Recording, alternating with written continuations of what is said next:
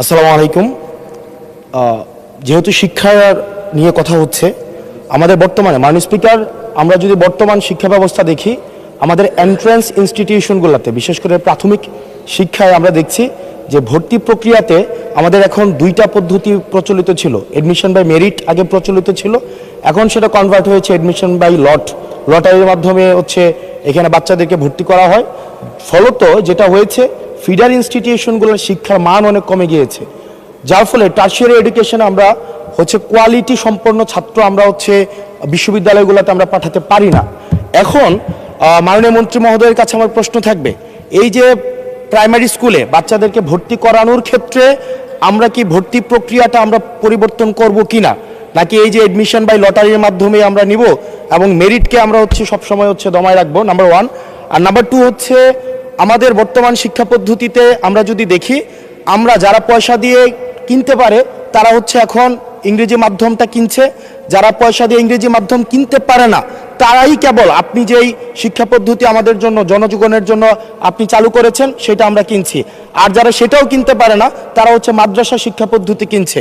আপনার কাছে প্রশ্ন যে আমাদের বর্তমানে একটা দেশে এই তিনটা শিক্ষা পদ্ধতি যেটা অর্থনৈতিক অবস্থার উপরে নির্ভর করে চলে, এই তিনটা শিক্ষা পদ্ধতি জিয়ে রেখে আপনার কি মনে হয় যে আপনি একটা ইনক্লুসিভ শিক্ষা পদ্ধতি নিয়ে আমাদের দেশটাকে আগায় নিতে পারবেন? ধন্যবাদ।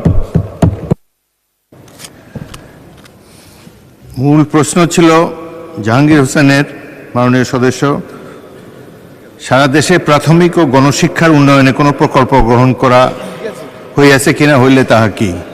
এখন তো ইন জেনারেল আমরা ডিসকাশনে চলে গিয়েছি, তবুও মাননীয় মন্ত্রী আপনি ইচ্ছা করলে উত্তর দিতে পারেন। ধন্যবাদ মাননীয় স্পিকার, ধন্যবাদ মাননীয় সংসদ সদস্যকে। যদিও তিনি ব্যাপকভাবে প্রশ্ন করেছেন, আমরা আশা করি এই মহান সংসদে এই বিষয়গুলি আলোচনা হওয়ার প্রয়োজন রয়েছে এবং তিনি করছেন।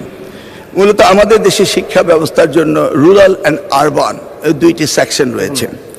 এখন গ্রামীণ জনপদে যে প্রতিষ্ঠানগুলো রয়েছে সেখানে প্রি প্রাইমারি স্কুল রয়েছে এবং ছাত্র সংখ্যা এতটা কম্পিটিটিভ নয়, সে কারণে সেখানে ভর্তি সমস্যা তেমন একটা হচ্ছে না। ঢাকা শহরগুলোতে আমাদের এই প্রাথমিক স্তরে ভর্তির একটি সমস্যা রয়েছে। এই জটিলতা নিরসনের জন্য বিগত সরকার লটারি সিস্টেম করেছিল, যেটা আদৌ আমার মনে হয় না যুক্তিসঙ্গত। তবে আগামী বছরে এই শিক্ষা ব্যবস্থা ভর্তি সিস্টেম কিভাবে করা হবে সেটা আনুষ্ঠানিকভাবে আমরা স্টেক হোল্ডারদের সাথে, অর্থাৎ অভিভাবকদের সাথে বিভিন্ন রকম সেমিনার সিম্পোজিয়াম করে মাননীয় সংসদ সদস্য সকলের অভিমত নিয়ে একটি জনমত সৃষ্টি করে আমরা আগামী 2027 জানুয়ারি ভর্তির বিষয়ে চিন্তা করব। তিনি আরেকটি বিষয় উপস্থাপন করেছেন, আমাদের 3 ডাইমেনশনাল যে শিক্ষা ব্যবস্থা রয়েছে সেটাকে সমন্বিত করা। ধর্মীয় অনুভূতিতে ইবতেদায়ী রয়েছে, মাদ্রাসার মধ্যে রয়েছে, কওমিতে রয়েছে, ইংলিশ মিডিয়াম রয়েছে, বাংলা মিডিয়াম রয়েছে, সবগুলিকে সমন্বিত করা একটি জটিল ব্যাপার রয়েছে। তবু আমরা ইতিমধ্যে কমিটি করেছি ইংলিশ মিডিয়াম স্কুলগুলোকে সরকারের আওতায় এনে তাদেরকে কিভাবে আমাদের যুগোপযোগী শিক্ষা ব্যবস্থা বাংলাদেশের দেশের নিয়মকানুন মেনে করা যায় সেই বিষয়ে আমরা কাজ করছি। ইতিমধ্যে আমরা কমিটি গঠন করে তাদের সাথে যোগাযোগ করছি। দ্বিতীয়টি হলো ইবতেদায়ী শিক্ষা ব্যবস্থা, সেটাকেও আমরা ইতিমধ্যেই সেই বিষয়ে ব্যাপক কাজ শুরু করেছি।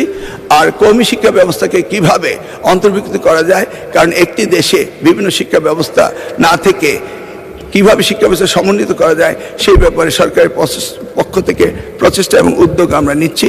ইনশাআল্লাহ আগামী দিনগুলোতে পর্যায়ক্রমে আপনারা দেখতে পাবেন। আপনাকে অশেষ ধন্যবাদ।